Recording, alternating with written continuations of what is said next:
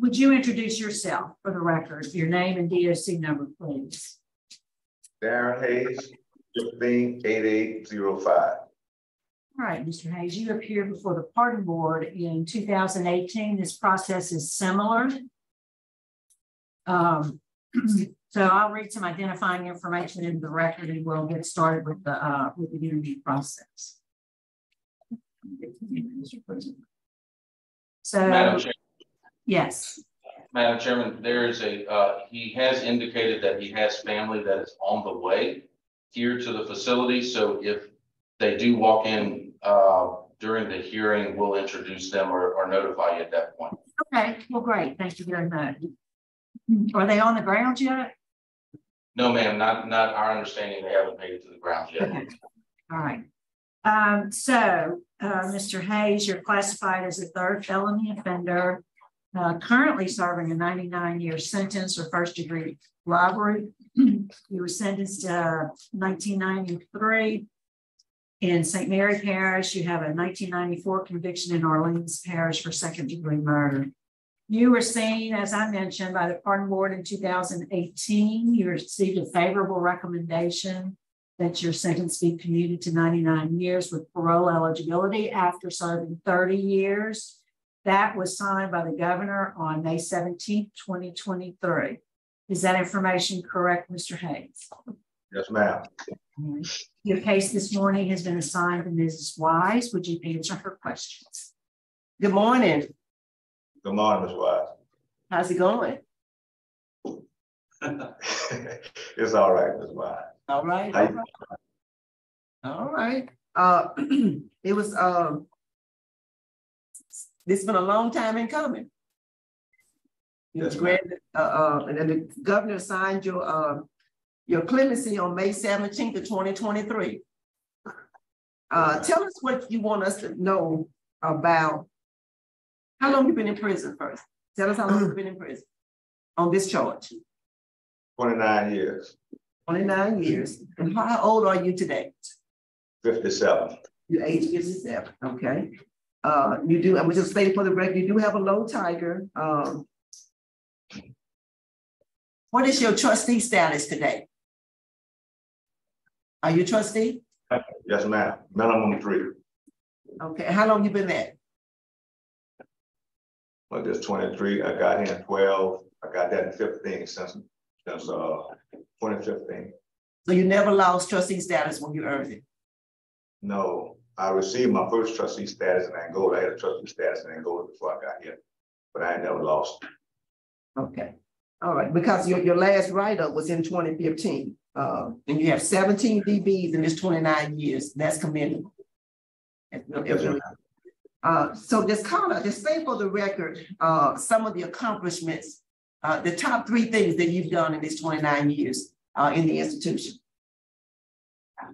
Well, here at Hunts, this period in this 29 years, what are the top three things that you've done? Well, I have coached all sports for the last 25 years. Since I got here in Hunts, I have become lead mentor in the Phoenix program. I have put on several events here. So much. That's correct. So much. You're right. You're right. But tell me, what changed you? Well, I thank God changed me first, right? Start seeing things different and for me to start acting different. Mm-hmm. And the people that I've been around, I think that's been the biggest change. I stopped hanging with the thugs and this, that, and other. And believe it or not, I started hanging with security, a lot of security. And it's showing me different little things in my life and how they incorporate things in their lives. And I think that just carried on. You know, I used to hurt a lot of people, and I saw that wasn't very becoming. If I could tell you a story, I had a lieutenant in Angola used to come out with my football team practice every day. And one day he told me what the warden just said, that I ain't S, right? And we laughed, and I said, well, why you say that? He said, because you're not a leader. right? I had a lot of influence. He said, "You're not a leader." And I said, "What you mean I'm not a leader?" He said, "You might not be doing that no more, but the guys on your football team sell drugs. Guys on your football team sell cell phones and this, that, and other, right?" And I said, "But that's not me." He said, "But you could tell a leader, bro, by the minute he leaves." And I went back to the dome that night and I pondered that. And he was correct, you know. So from that point on, I started trying to lead the right way. And it's just been rolling downhill since. Okay? Leading the right way. Yeah, I read that. I like that you had everybody on the football team that didn't have a high state GED. They started had to enroll in GED. Yeah, you started some leadership. That's, Go ahead. Yeah, you had to sign a contract with me. Okay. You know, at this time, sports was big. You know, Walden came in with the boxing, with the football, baseball. It was big. So guys would come on your yard, right? You get them out of trouble, and they'll come on your yard and stay a week or two, and then they'll go to the out of camp. They'll go somewhere else, Walden Oscar. They'll go somewhere else where they fit in. But if you came and we help you, Walden Stag, if we help you, right? You signed the contract where that you was gonna go to class. It was on and off the field. You had to go to class because lifers couldn't get in classes at this time. And we found a way where we could sneak them in. So you had to go to class. If you ain't had a GED, and half of them guys with juvenile license. And everybody plays me home now because of juvenile bill. But you had to sign a contract. If you got in trouble, you couldn't go nowhere else and play football. And that came down from Walden Kane all the way down to coach in the gym. And everybody agreed to it.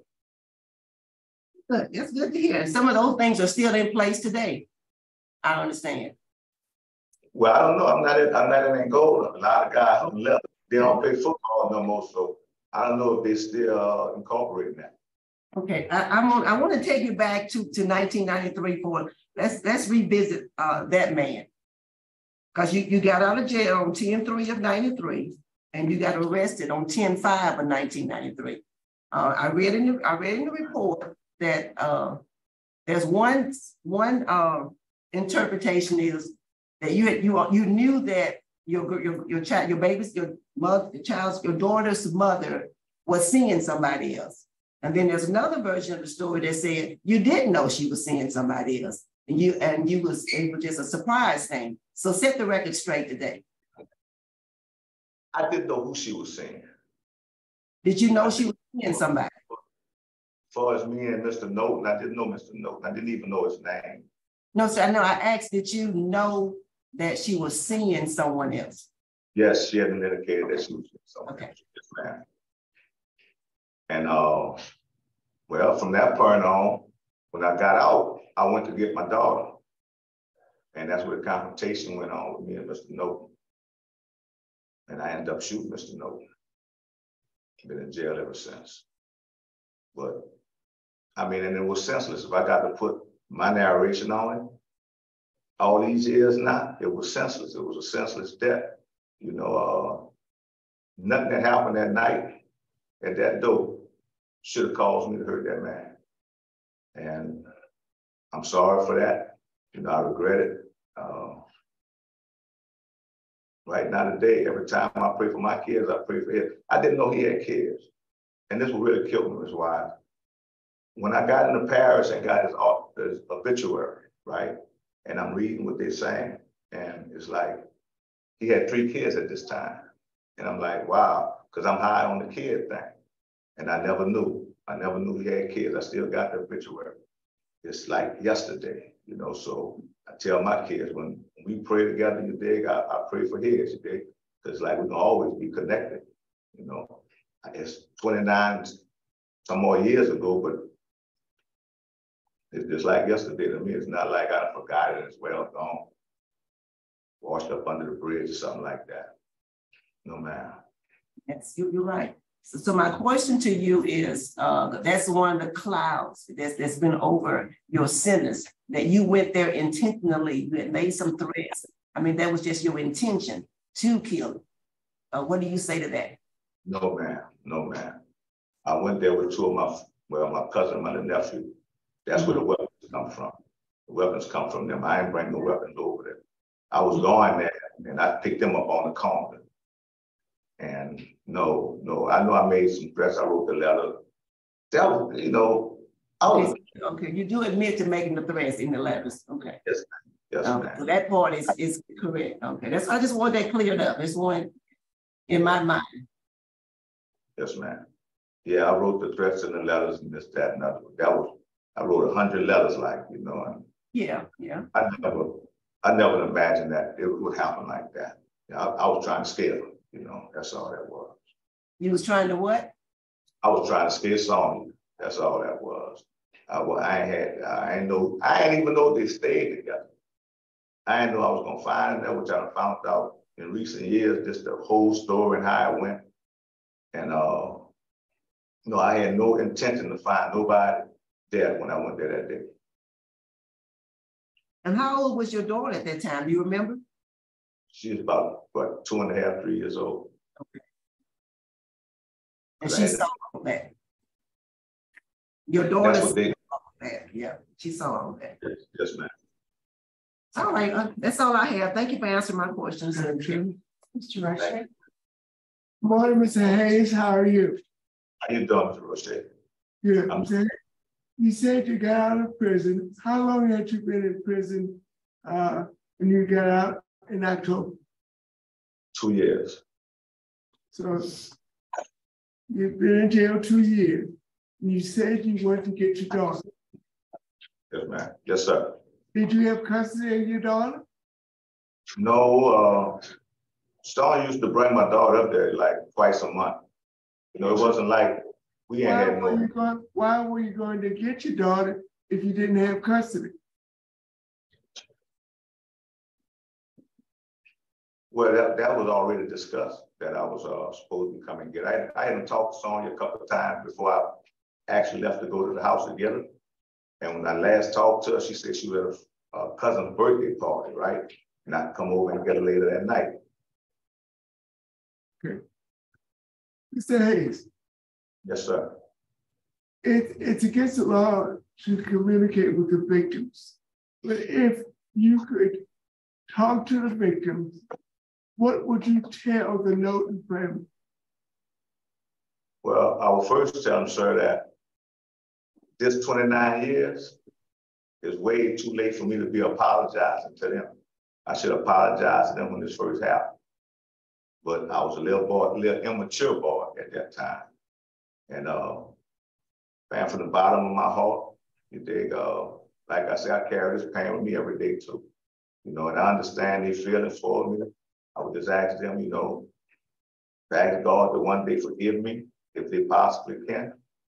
You know, and I'm sorry. I'm sorry. I mean, I got words I just can't explain right now for them. A whole lot of things have been done and said over these years, and that's not right. But it's too long, I know in my heart, it's too long for it to be 29 years later for me to actually be apologizing to the people.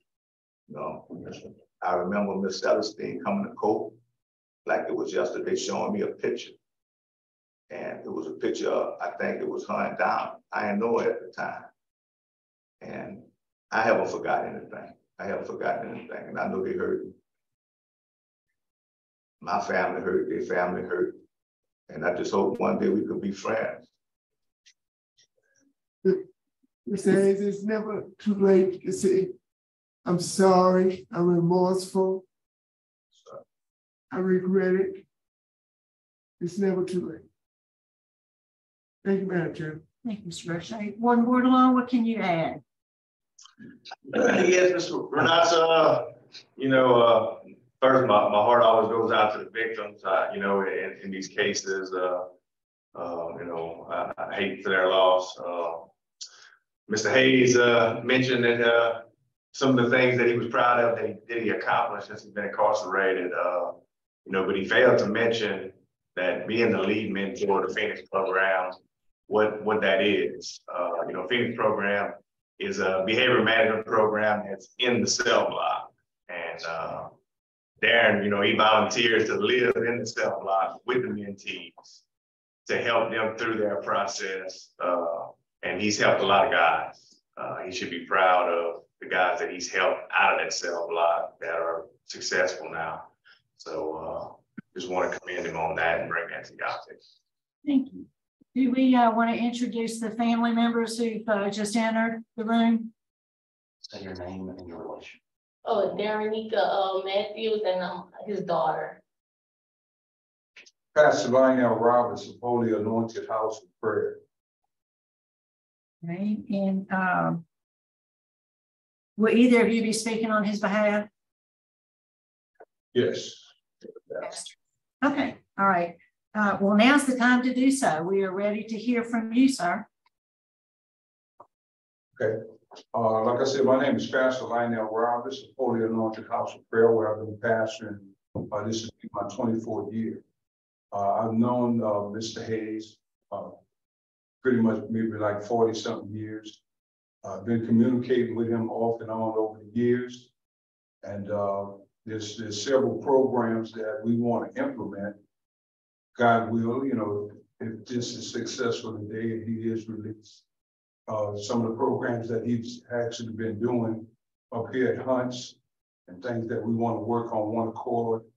Lord will, once he's released in the city of New Orleans, where we know the crime rate is over the top. So we're hoping that,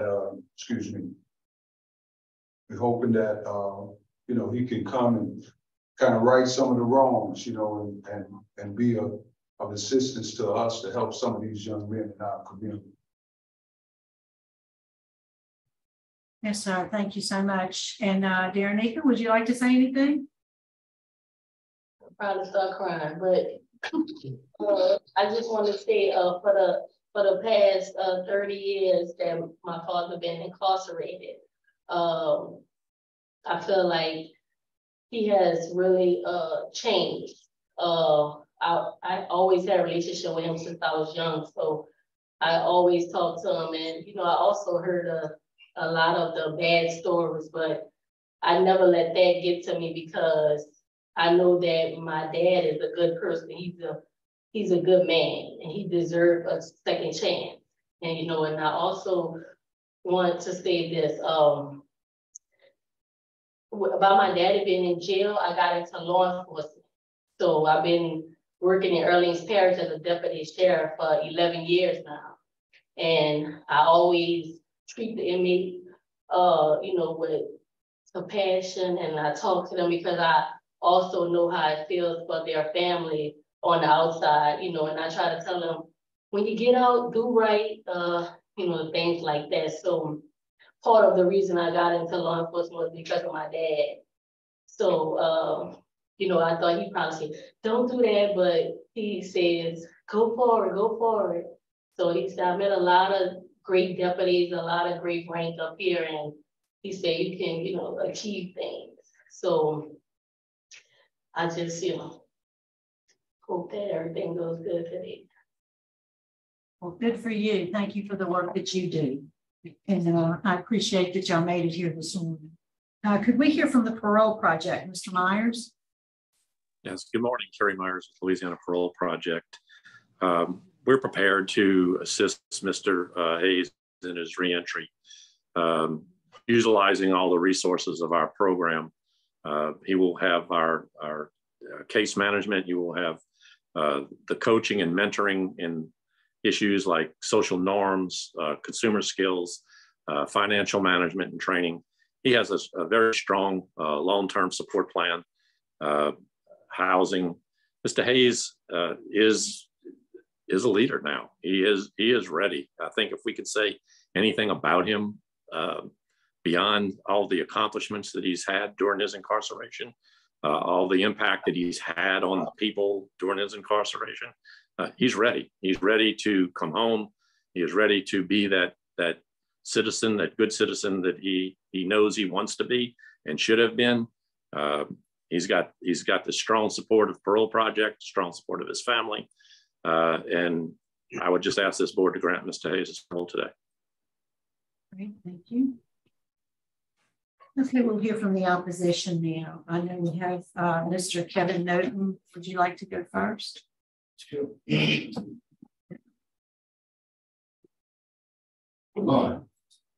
See that? That don't do nothing.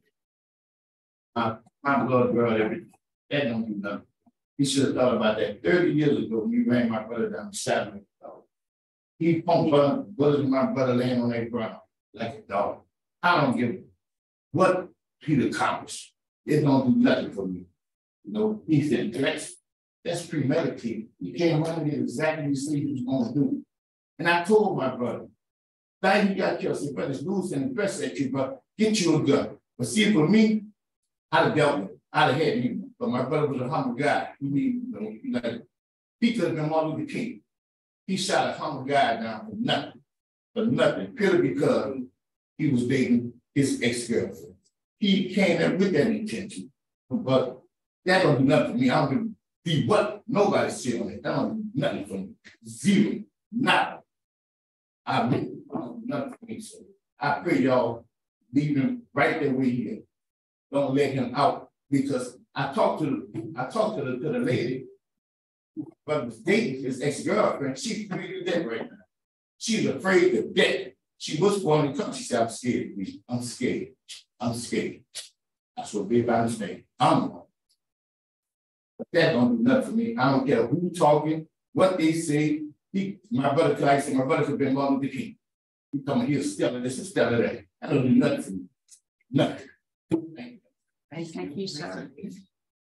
And Ms. Donna Celestine.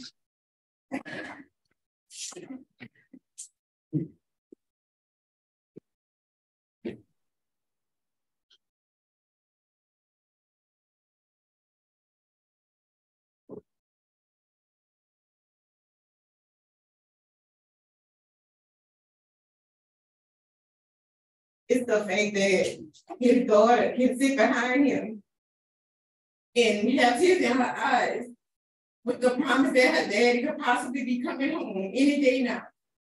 Well, I don't have that. My dad was gone, taken from me 30 years ago.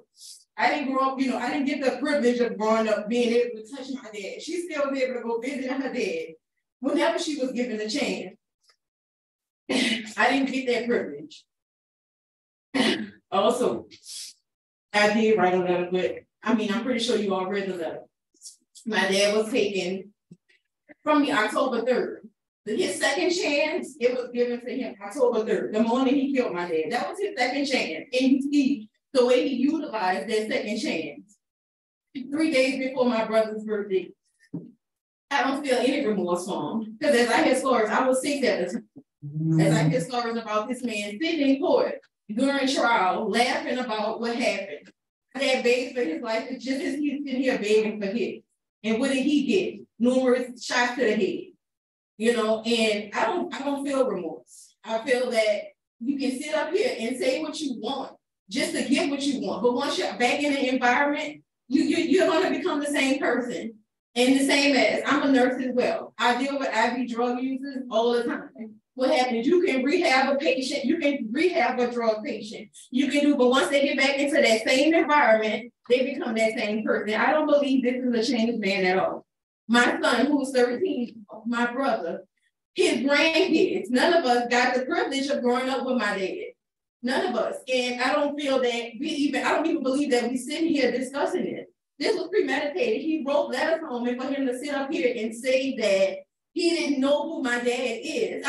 All of the evidence shows he knows exactly what he wrote letters home. He did exactly what he set out to do, was kill my dad. And did he have remorse? No, he doesn't have remorse now. He just wants what he wants, was to get out, to be with his family, which I don't give the privilege of doing. Like, we sit here and discuss programs that he's been a part of. I'm not impressed. What programs did my dad get a chance to be a part of? My dad was taken away from me at the age of 28. He didn't even make it to 30 years old. You know what program my dad is a part of? Program Providence. I don't feel like he should get a second chance. He was given one. He was given multiple chances, and he came home and he did what he wanted to do. And like I said again, my son, he never met my dad. My brothers grew up without a dad, so I don't feel remorse. I want him to get this, feel the same way as he felt when my dad was laying on the ground begging for his life. I don't feel anything. Thank you, Ms. Elston. Mr. Hayes, before we turn it over to Mr. Nordike, is there a statement you'd like to make to the board?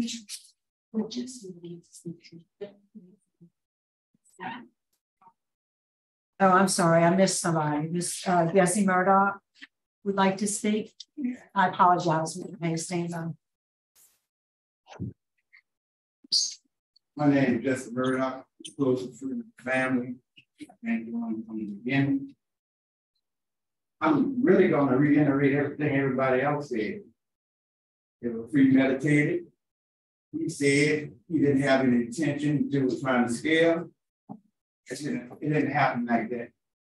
It didn't happen like that. When you're behind them balls, you're going to get there, you're going to sit in front of this panel and say exactly what you need to say to come home. And that's exactly what he's doing. And not only that, I'm not going to get too far ahead of myself here, but just sitting here listening to the panel, I know y'all all have to be open about this here, and a parole board. But it seems to me that y'all already have this planned out. But what we seeing and what we hearing, they're not going to say it. I'm pretty sure y'all gonna release it because that's what it looked like from where I'm sitting. But I just want to ask y'all one question. If that was y'all family member, if that was your daughter, your son, how would you feel? Would you be feeling as open as you are right now because of the job or the position that you have? No. So I feel the same way the family feel. I have no remorse for this man. None at all. And I think all this is just a plight. And that y'all gonna do what y'all want to do anyway, no matter where we're here or not. So just remember, y'all have kids too. And you would want this happen to your child, and you would want the person that killed your child to come home with you. He didn't get the death penalty, but he should be able to come back on the street. They gave him a second chance, sir. And he blew it. Thank you. Thank you. Thank you, Mr. Mayor.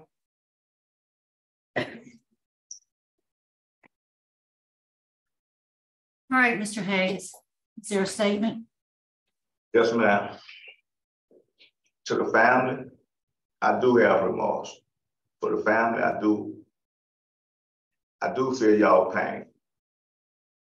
If you want to believe it or not, I have cried many nights behind your daddy. I have your brother, your friend, you know, and it's not like it seems. I'm sitting here scared to death for my life. I don't see this board as it's already done, that they done made up their mind, you know.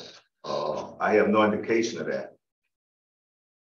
I'm sorry for the hurt I caused your family. You think I would, the rest of my life, if I have to pay for it, I will pay for it. Y'all don't understand that. Man, I'm truly sorry for what I did that night. But I was an immature little boy. You're taking a lot of things and change. I'm a better person now. I can't see me going back out in that world. I don't even think like a criminal no more. Let's stone a criminal. But you got to get to know me. That's all I would ask, that God give you all the chance to get to know me. But I am remorseful. And if you know any kind of person I am, I don't speak just to be speaking. Tell people things just to be telling them. We 30 years down the road now. 30 years down the road. I just hope one day y'all could find y'all heart some room to forgive me. That's all, Ms. Renata. All right, thank you, Mr. Hayes. Mr. Nordike. Thank you. I have sort of a unique perspective on this. I've known Cornbread since Angola days. His nickname is Cornbread, by the way, and has been for as long as I've known him. I've known Cornbread since Angola, and he was a trustee then. He came to Hunt to help out and became a trustee almost immediately there. So he's been a trustee for many, many years. The arc of his rehabilitation has been up the entire time I've known him. You heard the story about the contract for football. That's the Cornbread that I knew at Angola. And that is the essence of the Cornbread that I've known ever since since I've known him at Hunt also. I've known him at many lifers banquets and other events. He's been a trustee for what, 20 years or close to it, all total. He's gotten every course, taken every course that's available to him. He's a lead social mentor. You heard Warden Boardlawn talk about the things he's done. There are a couple other couple other things that I think need to be told to the board. And that is, and Cornbread hadn't mentioned this, and it sort of shows something about his rehabilitation and his personality that he didn't. He is in remission from very serious colon cancer and has gone through that with grace and the ability to handle it under the pressure cooker of prison. So I think that needs to be thrown out there as well. Every time I go to the local grocery store, almost every time, I run into East Baton Rouge Parish District Attorney Hiller Moore at the grocery store, who asks me, when is Cornbread getting out? If you got a parole date or you got a pardon date on Cornbread? And I keep telling Hiller, no, I don't. But apparently Hiller's got plans for Cornbread too, for some of his programs. So I think he's got an outstanding reentry program with the Parole Project. He's got a great subsequent program, and he'll go to live in Mandeville. He'll be away from the Orleans area.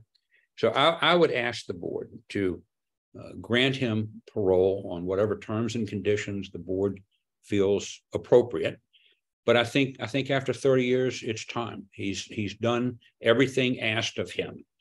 And as Ms. Wise pointed out, he's got an outstanding disciplinary record, and he has shown great remorse. And Mr. Rocha, you're right. It's never too late to show remorse, and he's done so.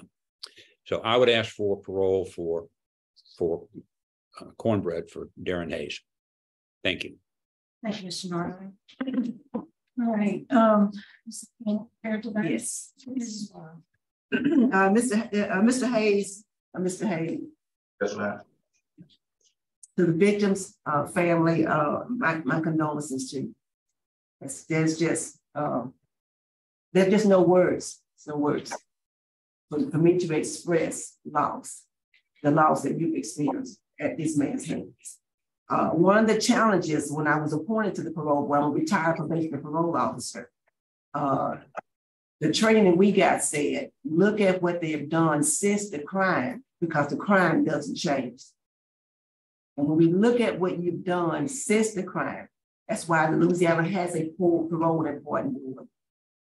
This is our task. You did a great harm. Right? You healed with the programs, took advantage of what DOC had to offer, and now you're helping others. And that's all we can ask from any human being. When they've done a great harm, they've healed themselves, and they've been helping others. And your record demonstrates that. We have, in the paperwork we have about 3 letters from wardens commending you on what you've done consistently. Your trustee record, helping to other offenders. It's clear what you've done, what you've accomplished. So my vote is to grant to the Louisiana Parole Project for a period of time that's deemed appropriate by Parole Project and your probation parole officer. They decide when you leave Parole Project.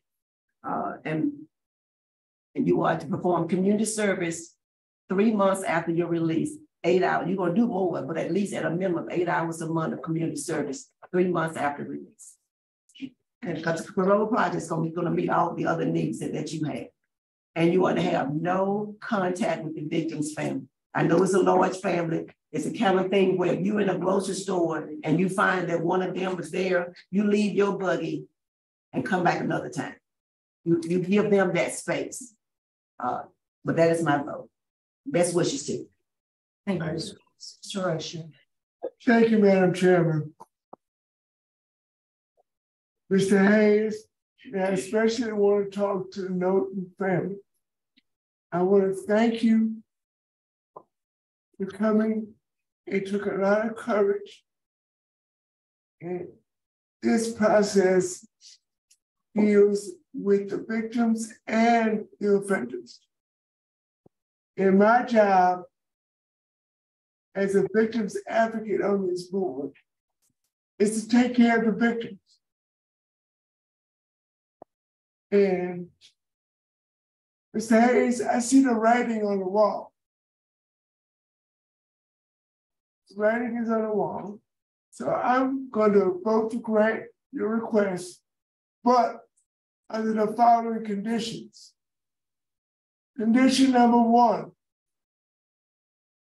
you're going to have a curfew from 9 p.m. to 6 a.m. You ought to attend NAAA meetings at the direction of your parole officer. You will determine whether or not you need to go. It's those things. You need to do. You ought to do 8 hours of community service. You ought to have no contact. You ought to have no contact with the following persons or families. You ought to have no contact with the Donald Knowlton's family. Mr. Hayes, no contact means no personal contact, no passing by a home of one of the Knowlton's family, no social media, no text, no telephone, no letter. When I say, and I'm giving a sheet of paper to your parole officer, when I say no contact, I mean no contact with any member of the Donald Knowlton's family. You understand? Yes, sir. You're to have no contact with Tara Matthews Williams. You're to have no contact with Tara Matthews Williams or any member of her immediate family except for your biological children and grandchildren. Do we understand each other? Yes, sir. The only persons you can have contact with is your biological children and your biological grandchildren. You ought to have a permanent residency in St. Tammany Parish. You may not request any other residence except St. Tammany Parish. You ought to have electronic monitoring for the first 5 years after your release. And probation and parole will supply that monitoring. So we want to know where you are for the first 5 years after your release. And the last condition is you may not enter the following parishes: Orleans, Jefferson, and St. Bernard. You may not enter these parishes for any reason. You understand? Yes, sir. Orleans, Jefferson, and St. Bernard parishes are the primary places where the Knowlton family lives. You may not enter these parishes for any reason. Thank you, Madam Chairman. Thank you. Mr. Hayes, I voted for you at your pardon hearing. I still support that decision, so my vote today is to grant. I'd just like to ask one exception to the special conditions imposed by Mr. Roche, and that would be the restriction on Orleans, Jefferson, and St. Bernard, maybe an exception for his own medical emergency that's documented.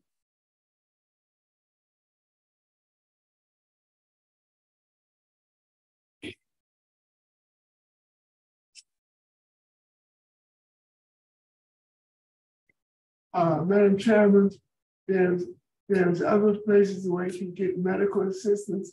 I'd like to see him banned from Orleans, Jefferson, and Saginaw.